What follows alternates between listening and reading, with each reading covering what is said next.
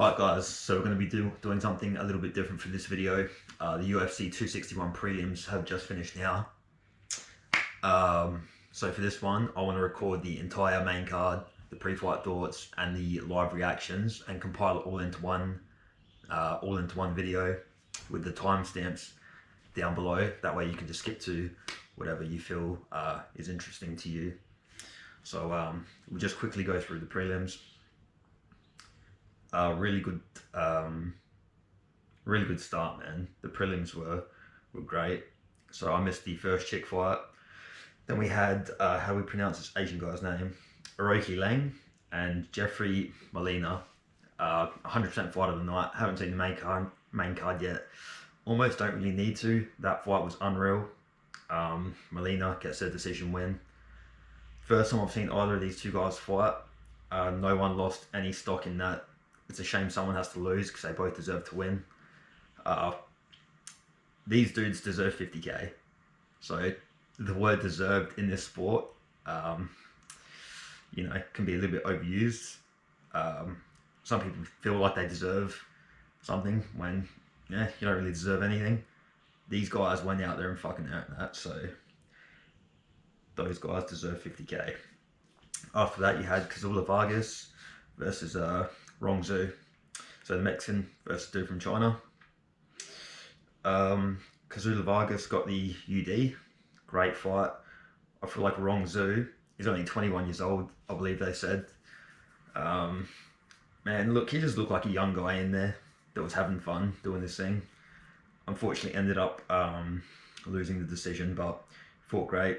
Kazula Vargas, man, he's a powerhouse. If you watch the build on this guy, he's very top heavy, very thick, and look forward to seeing both, more of them both in the future.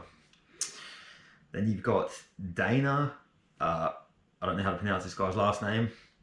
Insert the Conor McGregor meme. Dana, 60 G's. Anyway, versus Kevin Natividad, and Dana won by, it's funny even saying that, Dana won by first round KO.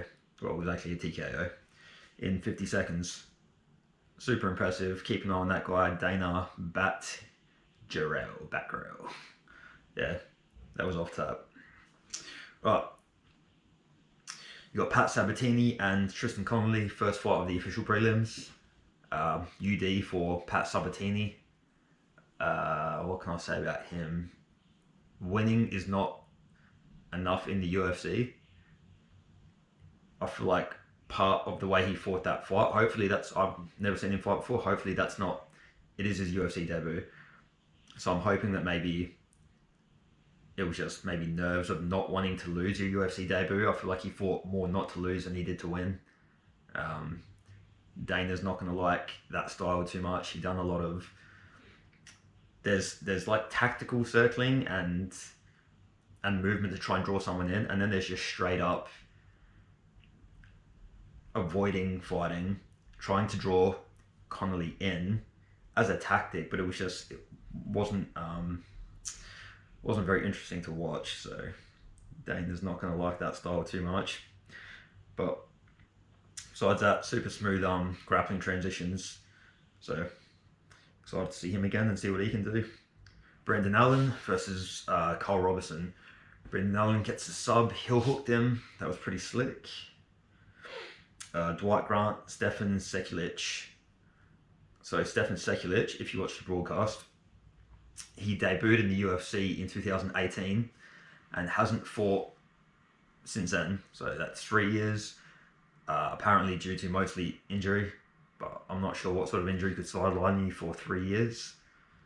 I thought he looked great. First fight back in ages. He unfortunately lost a split decision. That decision was bullshit in my opinion. I thought he clearly won a unanimous decision, but it is what it is. I mean, Dwight Grant's an interesting cat. He's got a, I mean, when he sits down on his punches, you can tell he's a powerful guy, but he's got an interesting body composition. So Stefan Sekulic, you can tell he's a good fighter, just based off of his reactions, especially for a dude who's been out for so long. The times where he did explode, looks great. He'll be someone to watch for as well, I feel. And Alex Oliveira and Randy Brown just finished. Randy Brown submits him with a one-armed rear naked choke, which is this is the first time I've ever seen that personally, with one arm in the UFC. Alex Oliveira was fighting great up until then, landing some good low kicks. Randy Brown dropped him with a straight right, landed clean. So that was a flash knockdown. Shout out to Oliveira, didn't go out, recovered well. Fortunately got his back taken and got finished there. Alright, the main card. The main card I'll just record as it's happening. So we'll stop this here and I'll be back. We've got Anthony Smith and Jimmy Crute. Our Aussie boy Jimmy Crute obviously pulling for him. Anthony Smith is a tough night out. Him being a veteran. Anyway, why am I getting into this now? I'll start again when the first fight starts. Alright guys, we're back. Main card's about to get started. I'm pumped for this one. Jimmy Crute and Anthony Smith are about to walk out. Just want to give some pre-fight thoughts about this. Obviously our boy Jimmy Crute, I'm pulling for him. He's 24 years old. Cool story. Well, sort of cool story. The first time I ever saw Jimmy Crute fight was his debut. I believe they fought in Adelaide, which is where I live. At the time, he did win. At the time, I didn't put much... I didn't really see how far he could go. I looked at his body mechanics, the way his hips are, his athleticism, and versus other guys in the division. Obviously, John Jones was a champion at the time. I always compared him to someone like John Jones, as you would have to, since that was, you know, right at the top of the pecking order. Man, he's improved so much since then. He's a powerhouse. He throws really good low kicks. Shoots good takedowns. Has good jits. This is going to be the perfect fight for him to find out where he's at in his career. Anthony Smith's a veteran. I don't feel like Anthony Smith wants to stand with Jimmy Crute. He's a gamer though, and there's no doubt that he is going to. However, I feel Anthony Smith's game plan is going to be to try and wrestle. If he can get Jimmy Crute to the ground, Jimmy self-admitted that Anthony might have the grappling advantage, although Jimmy's got very good grappling as well. I feel like that's Anthony Smith's game plan. This is the sort of fight that Anthony Smith needs to win as well, because he had a couple of tough fights against Rakic and Glover Teixeira, in which he got beat up pretty bad. His last fight, who was it against? Was it Devin Smith or Devin Clark? One of those two names. Anyway, he got a takedown early, got the submission win. Does that mean that he's back on track? He lost his mojo for a little bit. He could regain it in this fight with a big win over Jimmy Crute. Obviously, I want Jimmy to win. I feel like Anthony's got a great chin anyway. He can take a shot. I don't feel like he's going to get knocked out. I do feel like grappling is going to be involved in this fight. Man, we'll see how it plays out. That's my initial thoughts. And Jimmy looks ready to go. Jimmy the Brute Crute.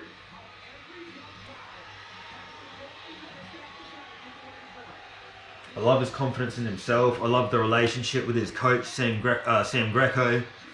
We all know at the highest level how much that can play a role. The relationship between a coach and fighter, how well they can communicate the messages to one another. Jimmy's ready, man. He's a young guy. He's an absolute bull. And man, I can't wait for this one. I may as well just stop it here. I'll start again when the fight's about to start, and we'll see how much of this comes to fruition. Yo, low key, I'm starting this up again, just quickly. Shout out to fucking Anthony Smith. So the broadcast just mentioned it's his 51st pro fight, or maybe fight in general. But regardless, 51 fights, needs to be commended. He seems to be drawing from the energy of the crowd, which I love. Again, although I want Jimmy Crute to win, Anthony Smith's a great guy. I love watching him fight. I love him as an analyst. He's just an all-around good dude, so obviously wish the best for him. Like I said, he's had those sort of flat performances. Hopefully the crowd brings out the best in him, and hence we'll get the best fight possible. So, may as well keep this camera rolling now. It's pretty close to it. Change my mind. I'm so fucking pumped for this. Let's go.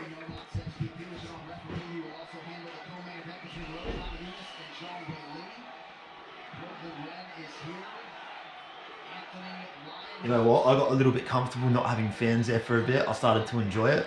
But man, with the fans back, 100%, the atmosphere, I love it.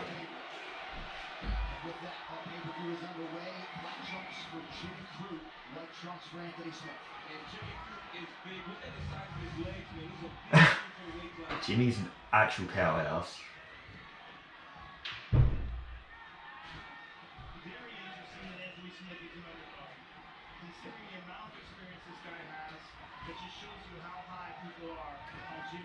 Alright, let's see who makes the big first move.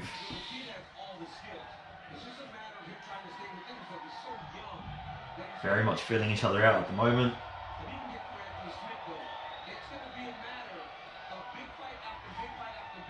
Jimmy's going to open with a low kick, as he normally does.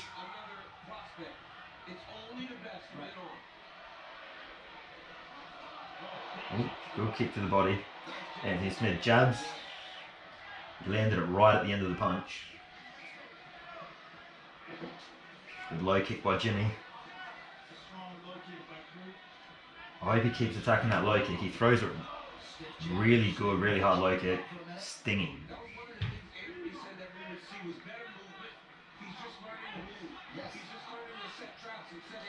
Again, that's 2 low kicks. Those will tally up. Getting a big fuck him up chant. That's awesome. Alright, Anthony Smith landed a hook.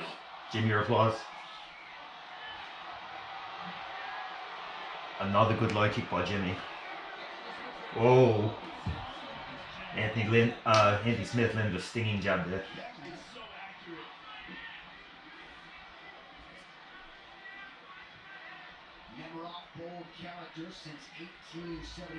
Both fighting a very composed fight at the moment.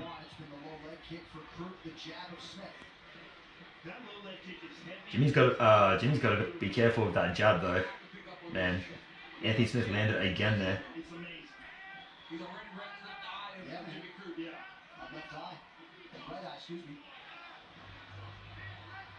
Oh, he landed a double jab there.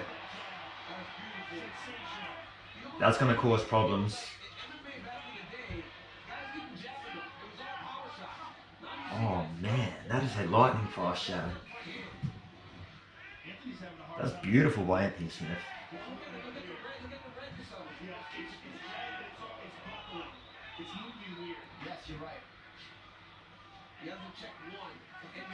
Again. And another low kick by Jimmy. I feel like it's the jabs versus the low kicks at the moment.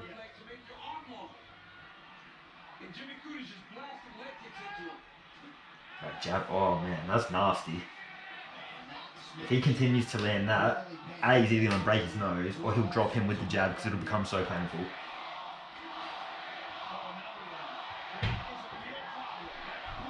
Oh, he cracked him. And returned by Jimmy. Another jab, that's nasty, man. Sam Greco, if they make it to round 2, is going to have to give him some sort of advice to counter that jab. He keeps tagging him with it. There's another low kick by Jimmy.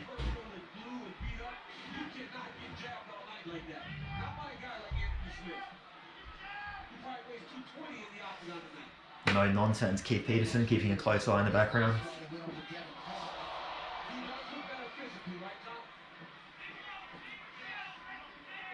Jimmy's being very patient. What happened there? Wow. Did he fake being hurt just so he could shoot for the takedown? Did it hurt him though? Or did he fake being hurt?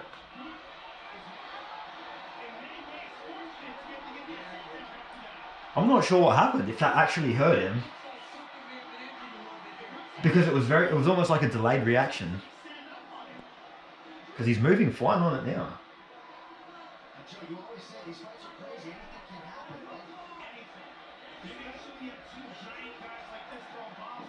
That's how powerful Jimmy is. He can just wear on him now. The fact that he got the takedown and it's been a fairly close round, I would have had Anthony Smith winning, and he still might be, depending on what happens in the last 20 seconds. There you go, a second takedown for Jimmy Crute. What can he do from here? Can he land anything? In a relatively close round, you would have to think 2 takedowns favour Jimmy at the end. Nothing significant came from them. Oh my god, it's genuinely hurt. Oh, what happened? No, they have to stop the fight. It almost looked like he just broke his ankle.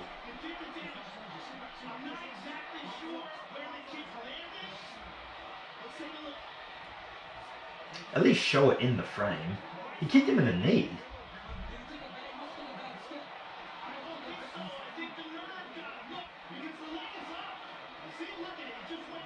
Oh my goodness. Dude, that was brutal. You almost would have thought that he played it off. That's bad, man. He can't even stand on it. I don't want to see the fight continue. If he ends up getting hurt, he can't even walk on it.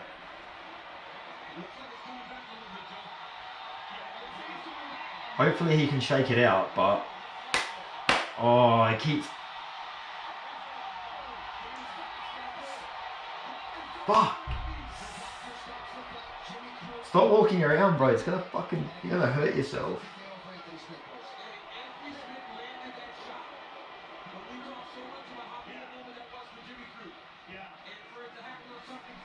Hey, look. It's not the worst thing in the world. Obviously, Anthony landed the kick. It's still, you know, it was caused by a kick. It's still an injury, though. He didn't lose due to a lack of skill. It was a fairly close fight. I wish he would stop walking on it, so it might collapse under him and he might actually hurt himself badly. But look, Anthony Smith looked phenomenal up until that. Jimmy was doing this thing as well. It was really a battle of the low kicks versus the jabs. That's a good win for Anthony Smith. He needed to... That was a hard kick as well, let's be honest. Oh, it's so brutal. And man, for Jimmy to land those takedowns directly after that happened, back-to-back takedowns, gives you a very good indication of the way the fight could have progressed. Oh, it collapsed under him as he was doing... Oh, dude, it's cringeworthy. Why does it happen to the nerve when you can't stand on it? It's such an interesting thing.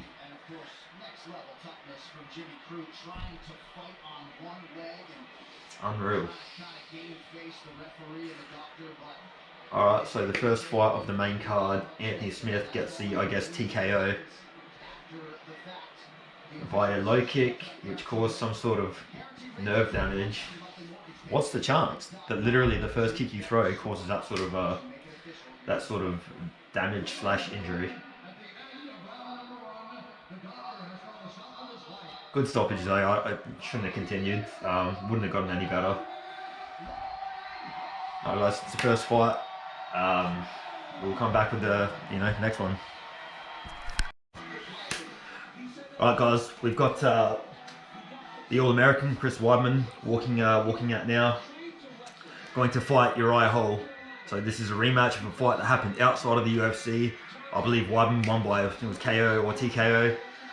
Regardless, this is a very similar fight for the both of them, in the sense that both guys need to be able to beat a fighter like each other to be able to make it to the top. if Chris Weidman can't beat a guy like Uriah Hall, you're not going to beat the top 5 guys, and vice versa for Uriah Hall. So I feel bad for Chris Weidman because, in my opinion, I'm a big Weidman fan. I still heavily believe that he's got one of the most well-rounded MMA skill sets in all of the sport. He's got the best wrestling in the division, bar none. He's got some slick jits, it's sick, and he's got good striking, you can't deny it. If he could still take a good shot, he would have won a lot of the fights that he lost. Reading through some of the comment sections is a little bit sickening, to be honest. A lot of the negative energy that's directed towards Chris, or just insisting he's just going to go out there and get knocked out again. Obviously it's a possibility, but there's so much negativity directed towards someone, which I feel like can actually play a factor in it and drain on them. So I don't particularly like that. I don't like seeing bad things happen to good people. Chris Weidman is genuinely a good guy. Probably a good dad, good brother, good son, whatever. He's just a good dude. So his fight against Luke Rockhold, when he lost the belt, man, how one kick, he threw that spinning kick, it was terrible. He was already tired when he threw it. He got taken down off of it, and just, I think Herb Dean was refereeing that fight. He allowed Chris to make it to the end of the round, and he was just getting pounded on. So, as someone who's suffered a severe concussion in my life, to explain it to someone else, it did not take a year to heal. It took years. If I so much as somebody walked past me and bumped me hard, it would still rattle your brain. It's not a nice feeling. It takes a long, long time to recover from that. Let alone having the Yoel Romero fight next after that, and copping that flying knee. If you go back and watch that fight, Chris was actually winning that fight with wrestling. He was out wrestling Yoel, out positioning him. Man, he got caught with that perfect flying knee, and his chin just hasn't been the same since, and it sucks because I still feel like he could compete.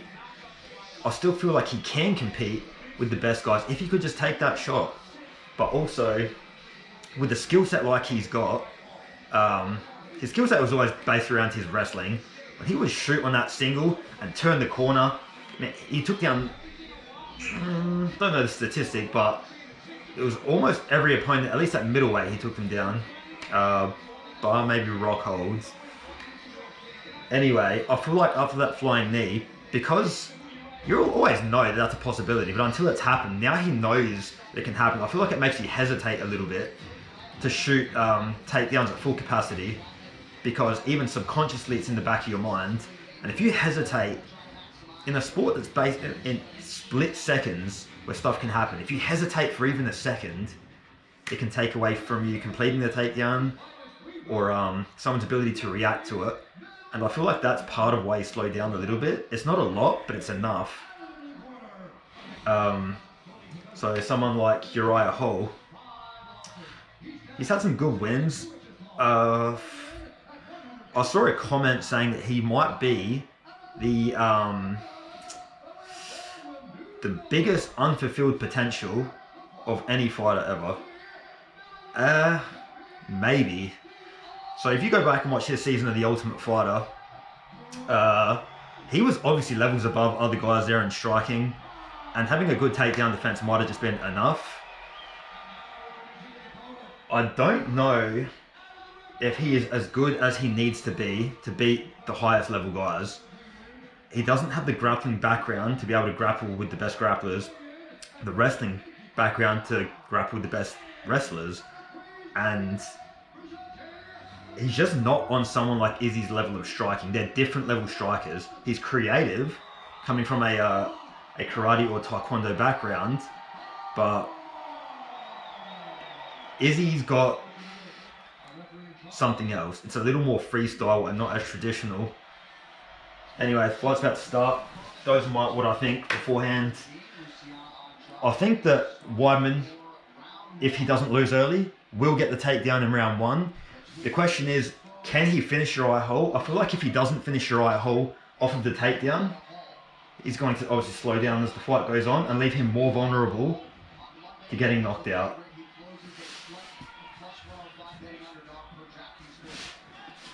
Man, I just want to see Chris do well. Uriah, oh my god, oh, he broke his leg off of one kick. Oh my god. Oh my god. His leg just broke off a fucking low kick. The first kick that he threw. That's a career ender. Oh my god. And for that to happen to a guy like Uriah Hall who cares about people so much. Oh my god. Oh my god, I can't believe his leg just broke. Oh my god. It needs to show. Oh, I don't want to see it again, but I want to see how. Oh my god, that is unreal. This is the negative energy I was talking about. Where something bad happens to someone because there's so much negativity. This could not have panned out any worse with everything that I was just saying. That was the worst case scenario that possibly could have happened for Uriah Hall and for Chris Weidman. That's almost like a double career ender. He's such a nice guy. He doesn't want to see that. He doesn't want that to happen. Now he's going to have to sit on that. He's going to have to go to sleep tonight with the thought, that sound of someone's leg breaking. Oh, that's fucked up. Oh my god, I don't even know. Do I keep the video rolling or do I just wait for the announcement? Oh, we're going to show it to you a couple of times. Oh my goodness. I don't know if I want to watch. Oh, he threw it so hard. Oh. Oh.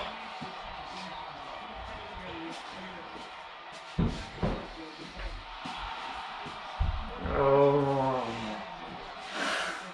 Oh. Fuck. Is Chris okay? Put the camera on Chris. Is he still there?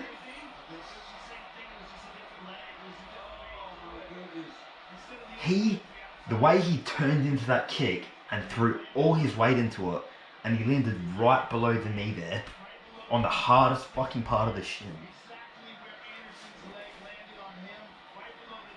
Oh my god, the fucking irony of what they just said.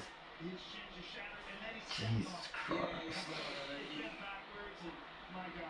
Fans here are filling up with tears behind us as they try to get Chris Weidman. Dude, this is the fucking most unreal thing I've ever seen.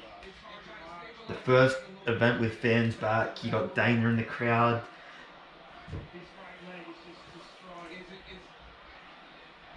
That's so fucking sad, man. I can't even deal with how something like that could happen to someone like Chris Weidman.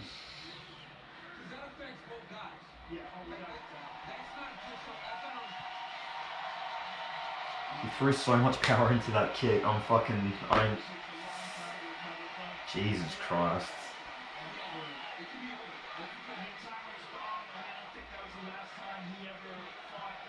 That's the last fight for Chris Weidman. It should be anyway. The way his career had been with that injury, it's... Man, I feel so bad for Uriah Hall as well. That's fucking unreal.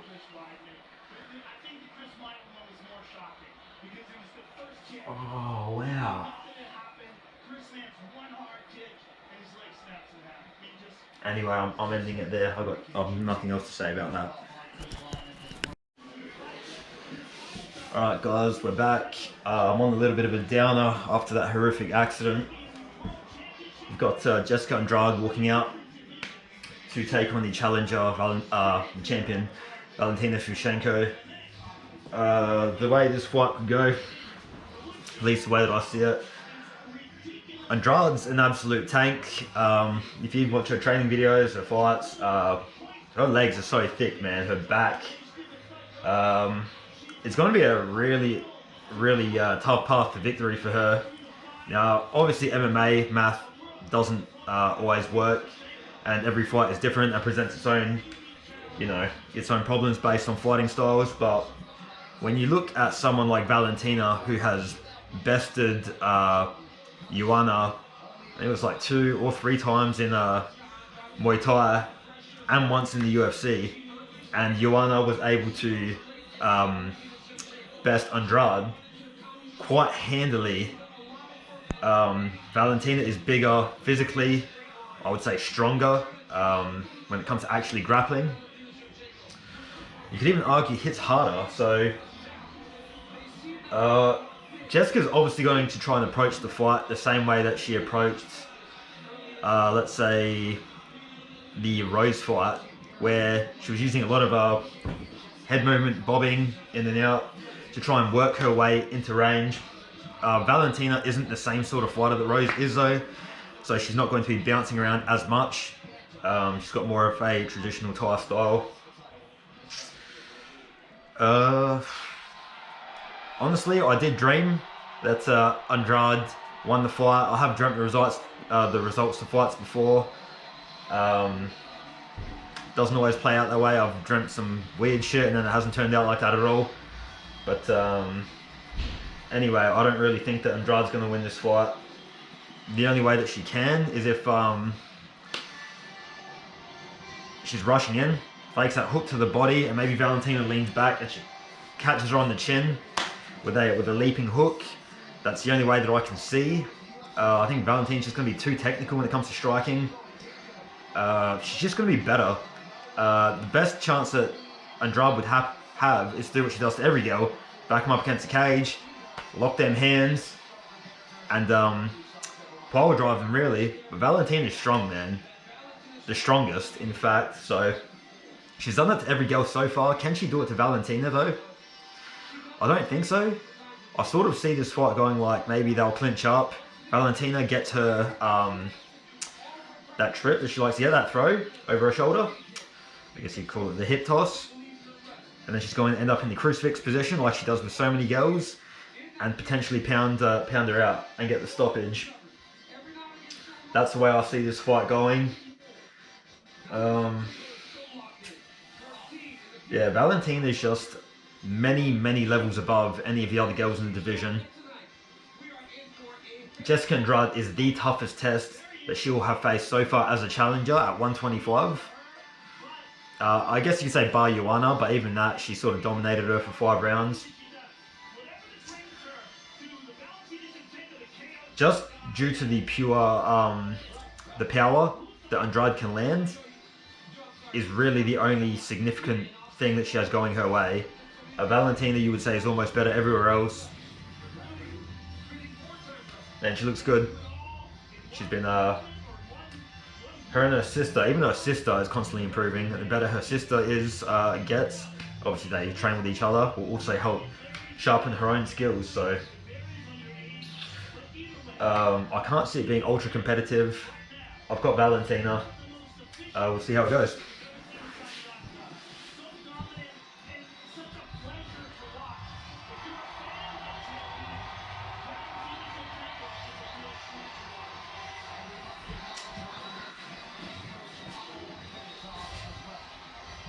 Right, so Shevchenko's previous fight odds, obviously a massive favourite in all of them. Against Chikagian, Liz Carmouche, against Andrade tonight is not as big of a favourite. Against Jennifer Maia is a massive favourite. She's basically just that good. You're going to blow all the rest of these girls out of the water. It makes it very hard to watch an uncompetitive division because I try to watch some of these up-and-coming girls, but you can only go as far as comparing them to the champion. And you go like, sure, they've got room to improve, but they've got a lot of improving to do. Like almost so much so that it's almost like a well over 5 to maybe even 10 years worth of improvement working on skills. And by then, Valentina, like, their best hope is that Valentina retires. You can't hate on Valentina for that though, as well as Amanda Nunes in their respective divisions, because they earn championship money to pretty much just smoke people who aren't on their level, which, hey man, you earn your living doing whatever you do.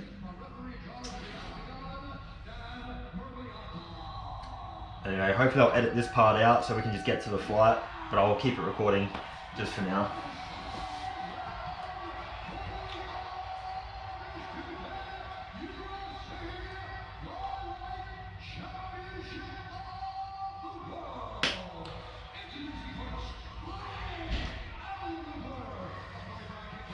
One other thing that I wanted to add before I get to the cut, if I do it or if I leave it in, is Andrade's confidence in herself. I feel like the other girls that Valentina fought, I mean, they can sit there and say like that they wanted to win or that they trained really hard. None of them actually really believed that they were better than Valentina. I believe that Andrade genuinely has the confidence that she can get the job done. Now, whether anybody else believes it or not, or has that confidence in her, is actually irrelevant, as long as she believes it, which is what I believe Valentina's former opponents didn't have.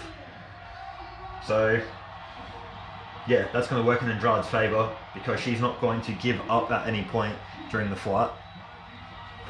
I'll leave it there. So she's got a 20-3 MMA record. I've never gone back through the fights to see who she's lost to, but it must have been so long ago. It'd be interesting to see what her skill set was like at the time when she lost those fights.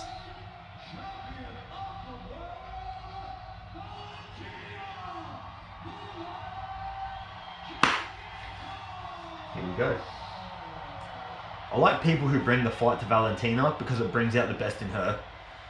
So if you see someone like, there's some girls that are just very hesitant based on how good Valentina is. Andrade's going to go straight at her because it's her only chance of winning. She's very short and stocky, so she needs to close the distance to be able to do the things that she needs to do.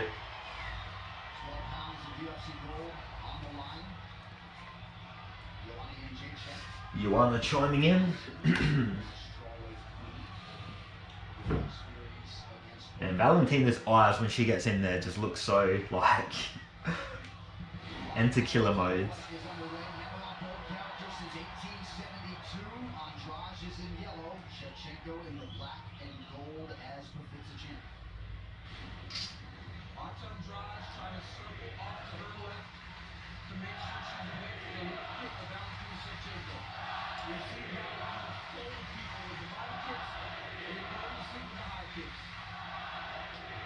It'll be interesting to see the way the crowd impacts this fight, if it has any impact at all. Obviously, we know different fighters react to the crowd differently. For some people it helps. Some people just increases the anxiety of feeling that you need to perform.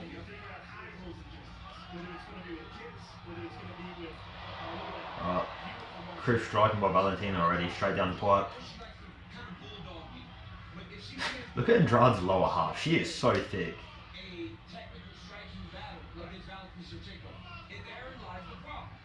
See, there she goes with that head bobbing. Alright. Valentina with the first takedown. Andrade just springs back up due to her own strength. Alright, Valentina with another takedown. Can she get to that crucifix position that she loves so much? Andrade's just so powerful that she's just standing back up.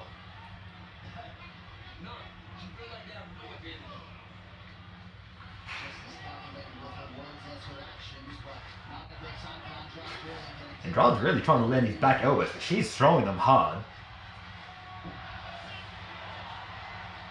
And Valentina's just wearing on her now, making her wear her weight. Throws the high kick, only partially landed.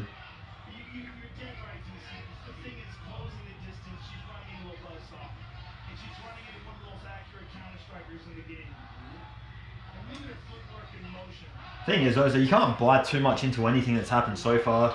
I mean, there's 5 rounds to work. Some people pick it up as the fight goes on. Some people slow down. So Valentina just landed a couple of good shots. Andrade throws her into the cage there. But even still, Andrade is known to be one of the more powerful girls in any weight division, and she's fought at all of them except for 145. And she is not able to bully Valentina right now. Valentina is super, super strong. She's landing good hooks to the body though. Alright. Good inside trip.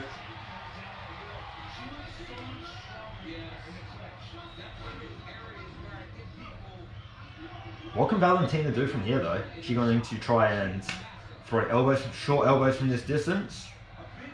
Or is she looking for a certain position? It's not under the chin. So Andrade's staying very calm right now. You can see by the look on her face. She's definitely not panicking. Hopefully Valentina doesn't burn her arms out. At least from what I can see, it's not under the chin. She's trying to fight the hands. Alright, and she's out. Valentina's still on the back.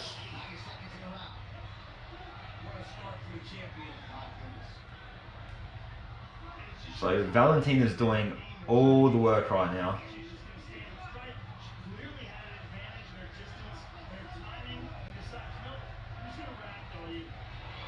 Good strong knee to the thigh. Her hands aren't down. She can knee her in the head right now. She's still throwing huge hooks to the body though. For such a short distance, she's getting good power in those hooks.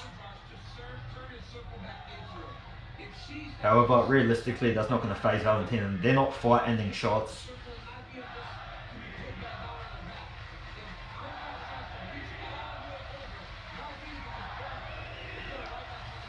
Valentina's doing as much as she needs to right now to not get broken up, softening up them thighs.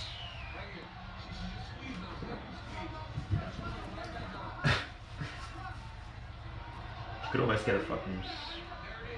Gets a takedown again.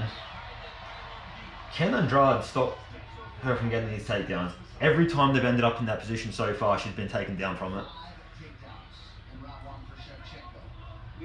It's going to be very one-sided based on what's happened so far.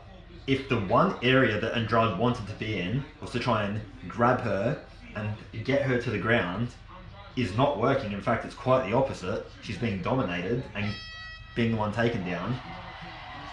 Is she going to be forced to stand with her? That's a terrible idea as well. That could not have gone worse for Andrade, in my opinion.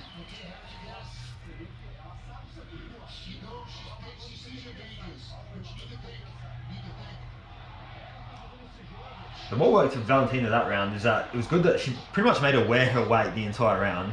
She didn't give her any chance to breathe.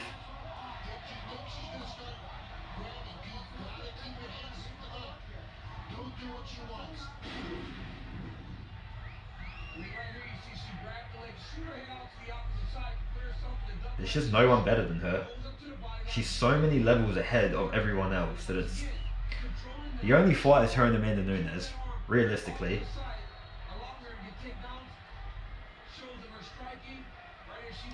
I actually haven't gone and watched the second fight between her and Nunes. A lot of people think Valentina won. She obviously lost a... what you would imagine was a split decision if people think she won. Maybe it was a UD though.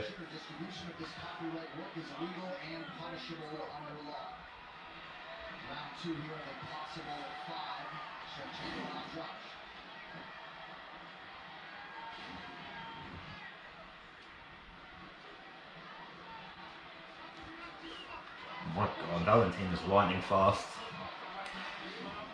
Yeah, Andrade's trying to bully her with her power, but she's not as powerful as Valentina is. And this is the first time she would have ever felt that, where she just cannot bully someone.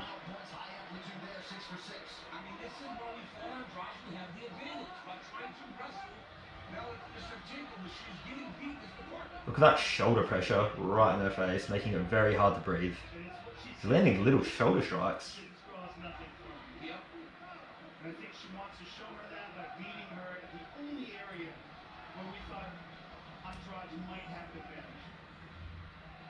Just go on and try and work that crucifix position.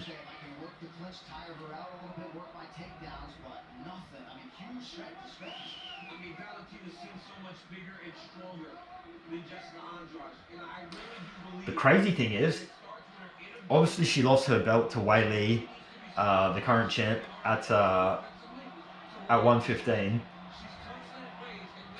However, if they were to play that fight 10 times over, that might be the only, like, it could still be the same result where she loses by TKO, but the only way it would go the way that it did.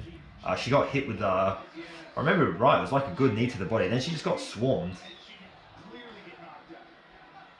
But this is not competitive at all.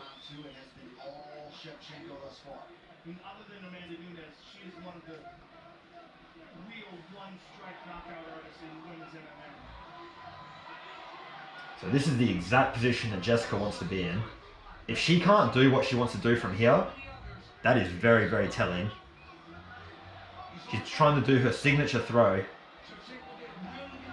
That exact position. She wants to lift her and dump her on her head.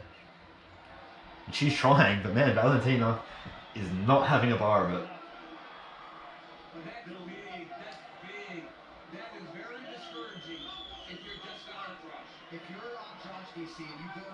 Oh, good knee to the head.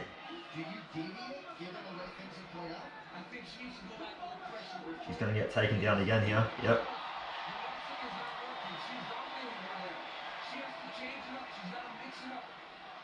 If she gets to the end of the round, she has to go forward and try to attack Valentina. Get Valentina fighting on her heels. Crucifix position, as I was saying. That's what she's going to look for, and she's just going to... exactly what I predicted in the start. She's going to get to this crucifix position and just pound her out until it gets stopped. The fight will get stopped from here. Oh, she's hurting her bad. She's going to be given another 30 seconds max before the fight gets stopped. Yeah, there you go.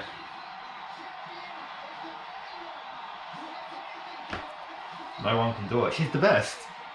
She's the best. There's nothing more to be said. Every time you feel like you find someone who might be able to challenge her in certain areas, she just shows time and time again that they're not on the same level.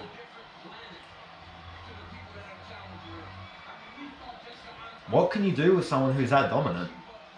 Constantly try and bring in new talent, but they're just...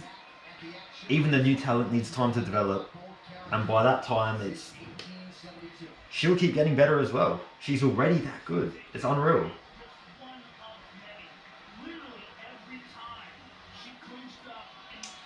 Anyway, exactly the way I predicted the fight being stopped is the way that it got stopped. She loves this position. She's finished, at least from my memory, at least 3 or 4 girls in title fights with that exact position. I believe it's 3, including Jessica. When she starts unloading the elbow, she busted her up, cut her up. That's so brutal. That position would suck to be in. So bad. Alright guys, that's this fight. Look forward to the next one. Easy win for Valentina. Guys, how good is this? I'm geeked up. We have Doug Rose walking out. Obviously she's taking on Weili Zhang for the title. My thoughts before the fight is that was sort of gross, but anyway. So in my opinion, Rose Namajunas has the most advanced striking style of any woman in the sport. When I say the most advanced, I believe that the difference between good fighters and great fighters is related to movement, their ability to cut angles and strike from different angles, their variety of strikes. I feel like Rose, she's very freestyle. I love the freestyle fighting style. It's very Sean O'Malley-like, very Israel Adesanya-like. I know that Izzy came from a kickboxing background, but at the same time, there's what is traditional when you learn the sport, and then you keep them same skills, but you essentially create your own freestyle, your own way to move, which doesn't fall into the bounds of the traditional of what is taught. Rose falls into that. I would call her a freestyle fighter. It's always very pretty to watch. I'm going to pick Weili Zhang to win this fight. As much as everybody loves Rose, as well as I do. So Weili Zhang is what's the record off the top of my head? I want to say 20-1. Her own one and only loss being her first ever fight. And she's gone 20 fights undefeated. That means something. That's very significant. It's very Habib-like, obviously not in the sense of their skill sets, but to win 20 mixed martial arts bouts without losing says something about your skill set, your character. The fact that she had the fight that she had with Joanna in her last fight shows that she is not someone to quit. She will go through the meat grinder, and she's willing to go to those, those dark places to win a fight. Not that Rose isn't. However, in Rose's last fight against Andrade, she looked phenomenal for 2 rounds. I mean, she slowed down in that 3rd round, and she was getting... she got beat up pretty bad, and in my opinion anyway, if it was if there was another round, or if it was for a title, and it was 5 rounds, she would have lost that fight. Andrade was coming on strong, and she was fading. I don't question her cardio to be able to go 5 rounds, but Weili is also a very powerful striker. I feel like she's tough enough to be able to absorb whatever Rose throws her way. She's a good enough a grappler to not get submitted if Rose is in if Rose has her in her guard. She's aware enough to not get submitted, and I feel like on the feet, unless Rose knocks her out cold, but man, you watch Weili on the pads or when she's training, she can crack. Like, she can really genuinely crack, and that's not something that you can say about a lot of girls. I just feel like I've seen Rose get hurt before, and I feel like Weili might be another that type of fighter who might be able to do that to her, especially over 5 rounds. I'm picking Weili to win. Rose is my favourite to watch in terms of just her style.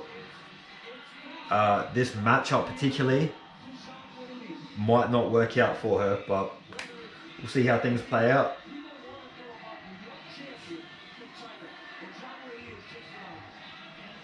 Weili is an animal though. When she won the belt from Andrade, absolutely swarmed her, unrelentless.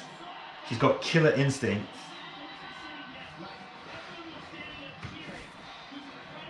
Also, shout out to the UFC for these 4K cameras. It almost feels like you're watching a movie.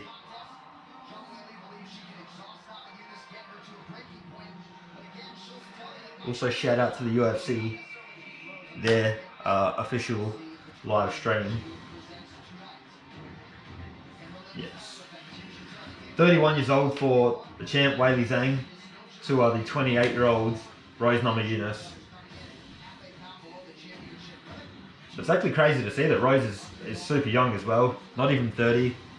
Not even close to her own peak either.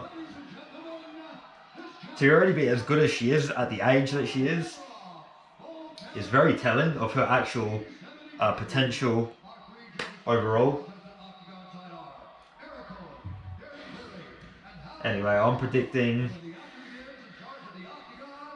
maybe a 4th round TKO for Weili.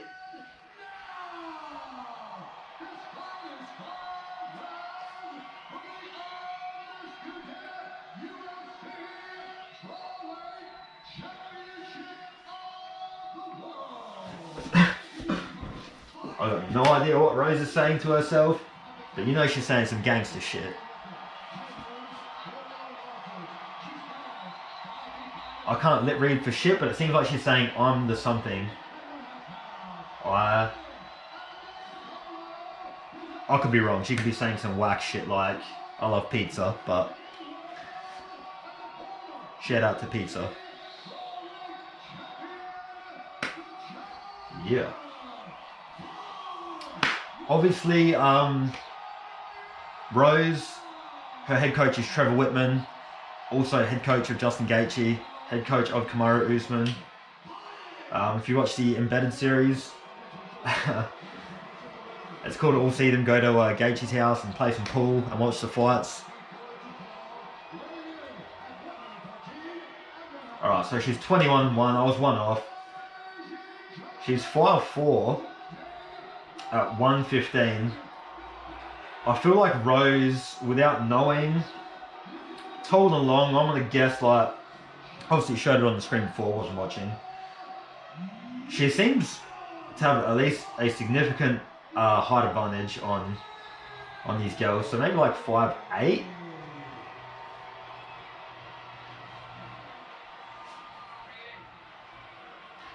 Alright, let's do it.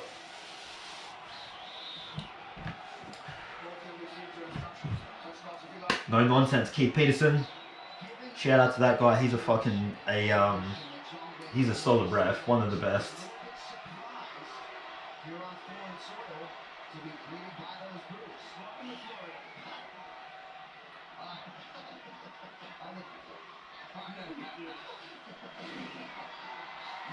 Rose goes straight at her. Weili holds her ground.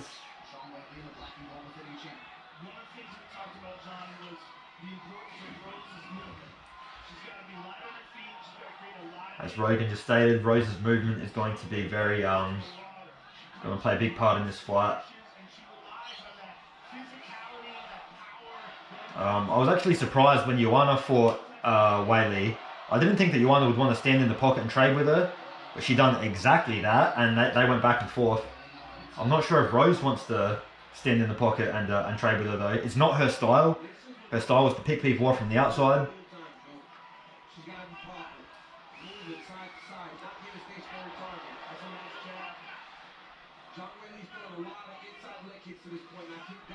Yeah, I might have been off with the 5'8". She doesn't look 4 inches taller, but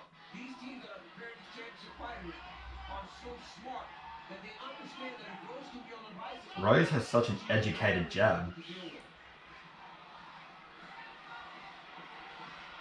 She needs to hit Weili off rhythm. So as she's bouncing in and... Oh! What the fuck? What the... Oh my god. Rose! Thug Rose! Thug Rose! She's still wobbly. Thug Rose! My goodness. My goodness. Pat Barry's going crazy. Thug Rose is the champion, the strawweight champion again. Well, that was emphatic and fucking quick. They didn't even really get to have an actual proper exchange with one another. Please show us again. It was so snappy. Watch how quick this high kick. Pow! Straight through her guard. She copped about 2 hammer fists. The last one sort of caught her at the back of the head, but only because the ref jumped in. Oh, it was so clean.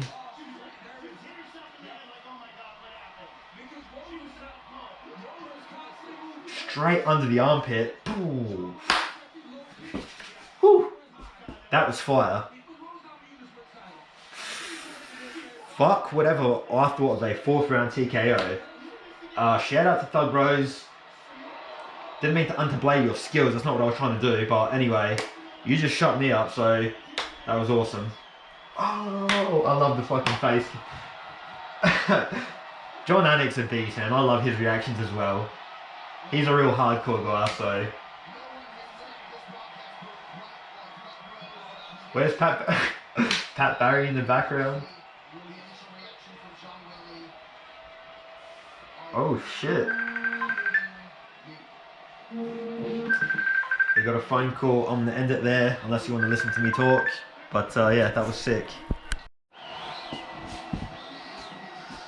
Alright guys, we've got Gamebred walking out now. Pre-fight thoughts are so I think a lot of the narrative, or at least all the narrative coming into this fight, is that they want to run it back because Jorge only had 6 days to prepare for the fight, had to go through a 20-pound weight cut, If you go and check out Masvidal's actual YouTube channel, the way this dude records everything that goes on through his career is sort of crazy. It's very Conor McGregor-like with his the way he released his documentary about himself. You can see how brutal the weight cut was. It's sort of uncomfortable to watch at some point because it's just so taxing and obviously very, very uncomfortable. So the only part that's not really being told about the narrative is that, of course, he only had 6 days to prepare for Masvidal, but Usman also, whilst having a full training camp, only had 6 days to prepare for Usman only had 6 days to prepare for Masvidal. And when you put into perspective, if Usman has a full training camp to whether it be watch tape or dictate to training for a certain style or a certain individual, you can also expect to see a better version of Usman. So, while it's without a doubt, you're going to see a better version of Masvidal, whether it be, you can expect better cardio for sure, because that'll just come with a longer training camp. How much can someone's skills improve in one training camp is questionable. I think anyone who follows him knows that he's been working with, I don't really follow wrestling, but I guess with this really high level wrestling fella to improve his wrestling defense and scrambling ability. Is it going to be enough though against somebody who's just done it for a lifetime?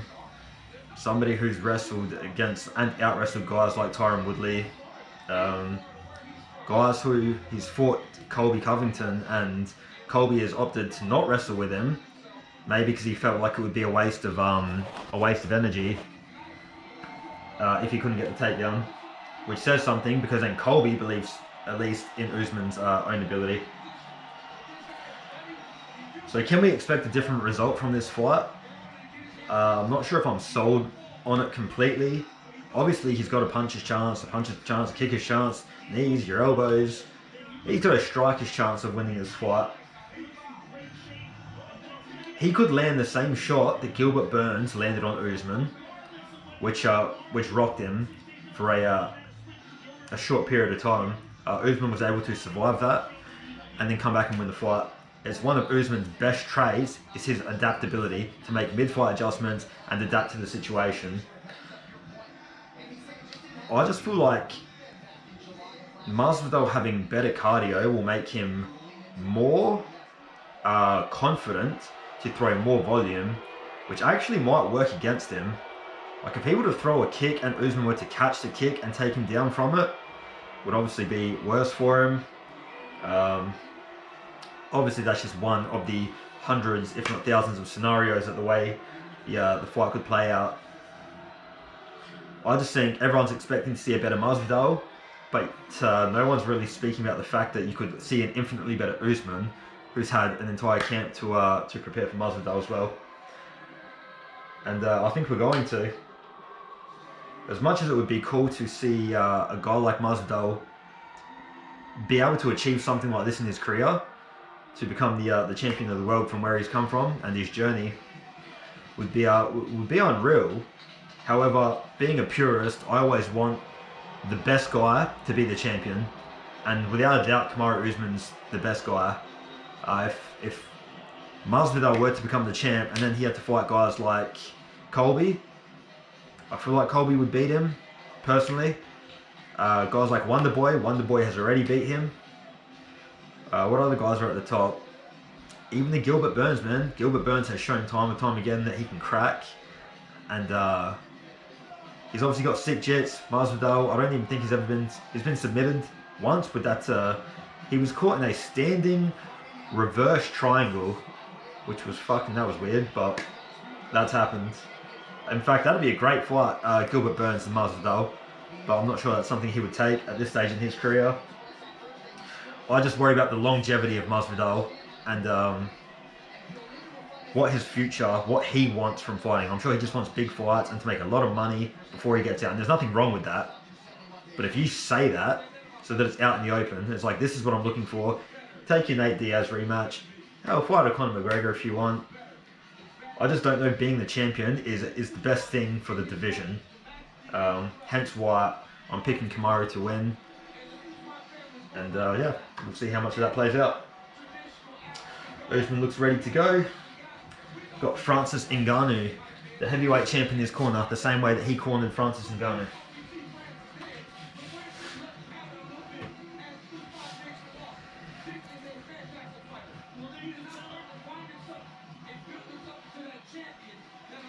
I might just stop it there. They're going to do a big introduction, obviously, for the main event, and this is what we've all been waiting for. I may as well just cut it before then. Alright, we'll start when the fight's about to get going. Alright, squad. Main event's about to start. Got my, what do you call an extra person, like my, Is that my dudes? say, assistant? Right hand man. My companion.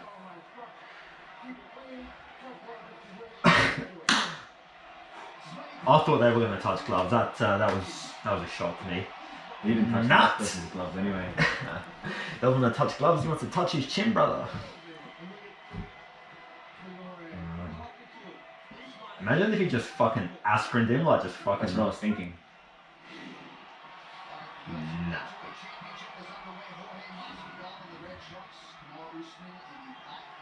I want to see if so from Usman's last fight, you saw how well he worked his jab,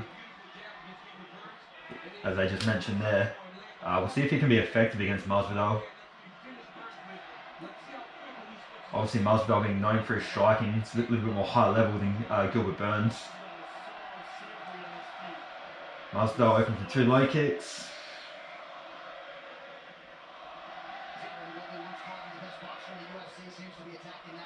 How nice is it having the crowd back? Yeah, it's different, isn't it? I was just saying before, I thought that I liked the no crowd. I was starting to get used to it. I liked hearing the shots and the coaches. Yeah. And as the crowd gets back, Different I also know who Jake Paul is. Yeah. So he's in the building. Oh, is he? And he was talking mad shit about Daniel Cormier on Twitter. And DC approached him. Like in the arena. Yeah. Oh, that was pretty bad. All the crowd was chanting, "Fuck Jake Paul." Full on, man. He was in fucking serious heat. Yeah, it was sick.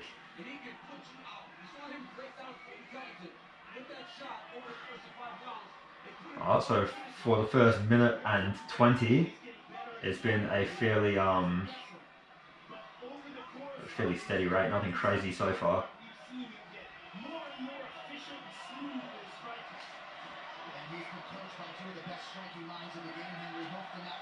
Jab to the body.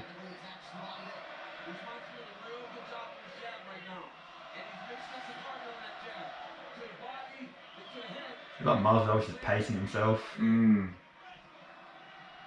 pretty calm. Wonder what he's learnt from the first fight. He insisted that like after you go 5 rounds with someone, he learnt something about him which he feels like he could exploit. I wonder what it is. I mean, he attacked the body there, good body kick, but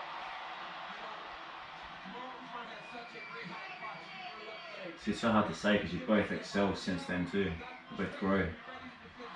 oh. Alright, so Usman with the first takedown of the fight. Masvidal's trying to scramble, has Usman in full guard.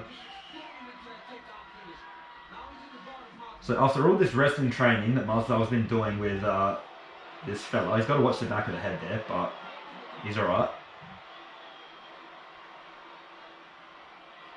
Guess we'll see how much better he's gotten at wrestling, because he's been working on it a lot. Usman's a wrestler? And Masvidal. He is. I was saying he's been working on his wrestling. Isn't Usman more beneficial on the floor? For sure. But if I can see how much Masvidal's improved though, can he get back up off his feet? Or is he going to spend the rest of the round here?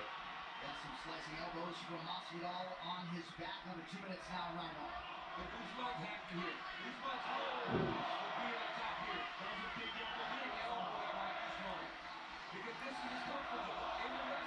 See, this is what I was thinking. It doesn't matter how much longer you have to prepare. If you end up in this position, he's landing fucking hard elbows. Yeah, right? big time, yeah. If he can create space and you land one of them clean, you'll put someone out with that. He's here to bring some violence. Bring the violence. He's going to get taken down again from this position.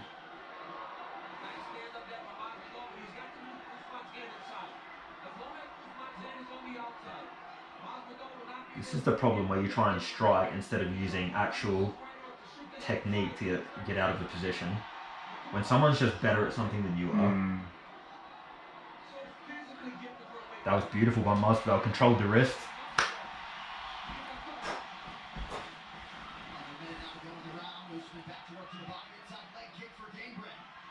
He's tired, wasn't he? Oh, he caught him clean there. With the jab. He's waving him on, but that hurt him.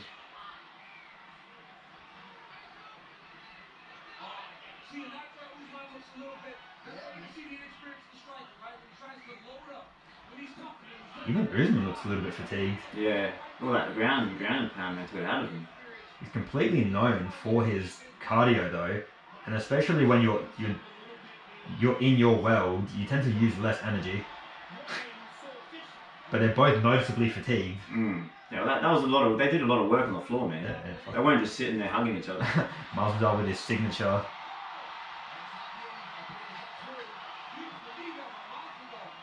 Yeah, different atmosphere with the crowd, man. Alright. Round 1 down.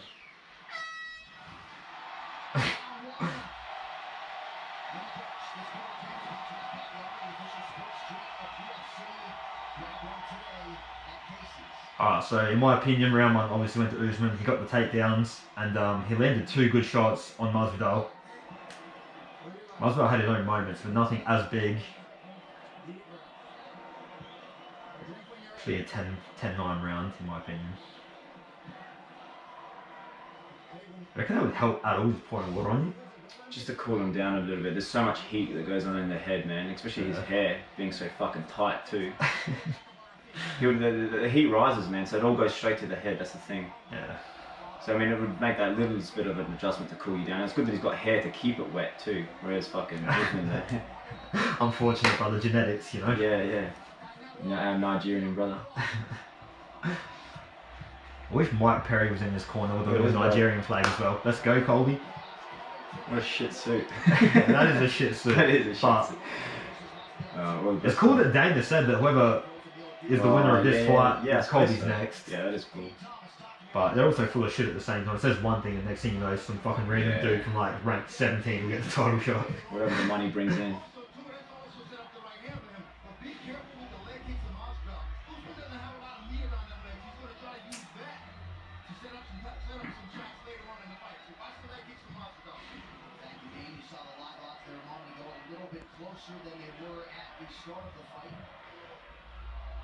Bring that violence, son. Let's see it.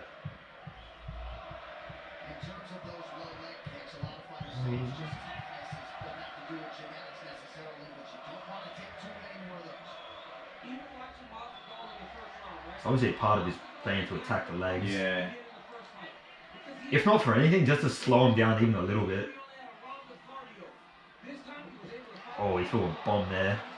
Got countered.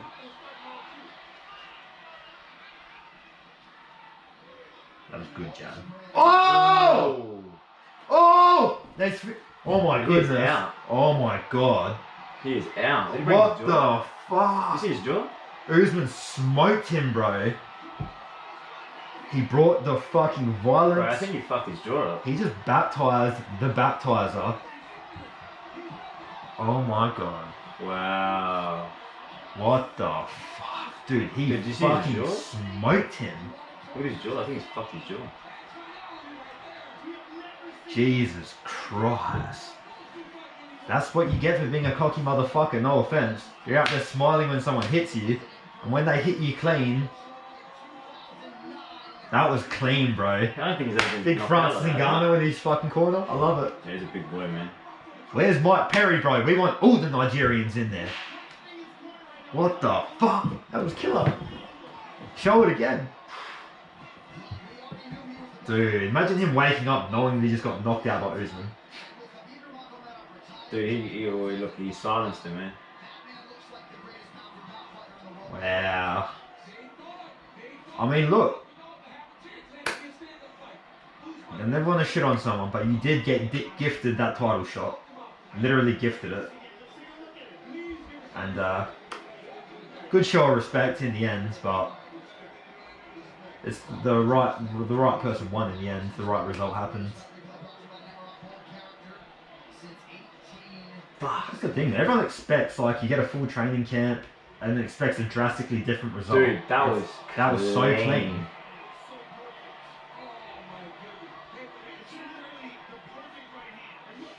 The last one put him out cold. Wait, oh my god, his fucking neck ended up hitting his shoulder. What, shit fucking boof. Oh my god, that's brutal. Seeing someone go out completely. It could have been stopped probably like a couple of shots earlier, but it is what it is. Wow.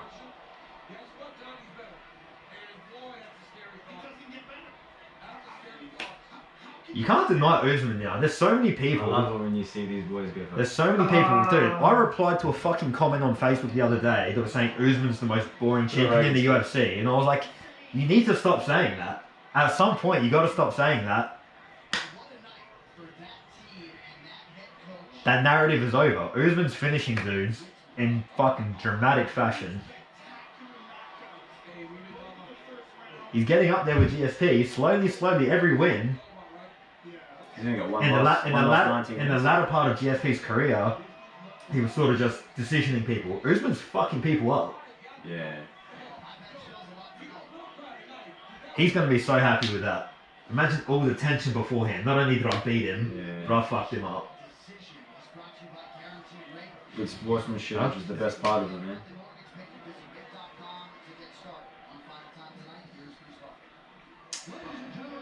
I don't think he's ever been knocked out before. That's what I was thinking, yeah.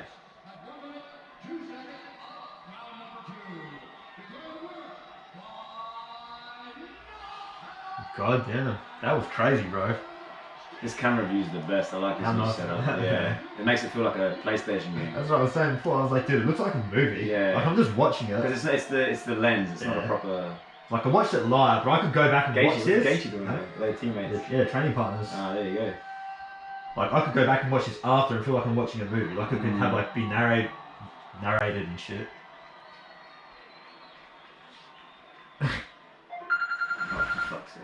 This is not the time.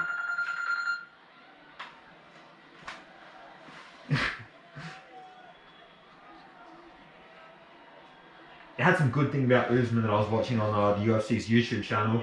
It sort of showed his upbringing and his parents, like they didn't want him to do wrestling and fighting and stuff. Yeah, okay. And now look how far like it's unreal, eh? Now his dad loves it. He's like, oh yeah.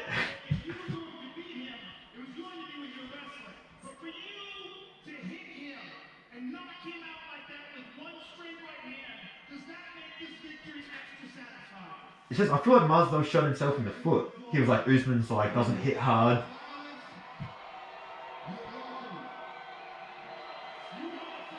It is what it is. There you go, yeah, see, the first guy to knock him out, same as Poirier. You know, no disrespect, thank you to my man Jorge. Hey, you elevated me, you made me have to, it's been a while since I've been extremely nervous in fights, but he elevated me, he made me go to the workshop, and I had to sharpen up my tools and come out here and put on a performance like that. I told everybody I'm still getting better. I'm still getting better. You know, the sky's the limit for me for as long as I'm doing this. No question you're still getting better, and this fight proves it. God damn. That was crazy. I think Masvidal's still in the fucking octagon and now she's like... No, it's part of their job too, man. Yeah, normally they don't interview people after they get knocked out. Well, Conor did. Yeah, but they're not... Joe specifically said that for years now, after people get knocked out, he's not interviewing them. But I guess by choice, if the fighter wants to.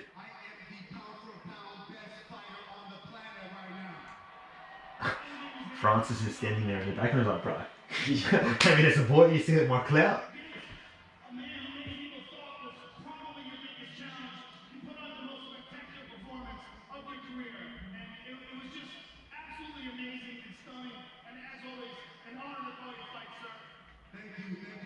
To have been there live with a crowd like that, with the tension, would have been the sickest thing. Like, Yeah. I swear in our events in Australia, cool shit like that just never happens.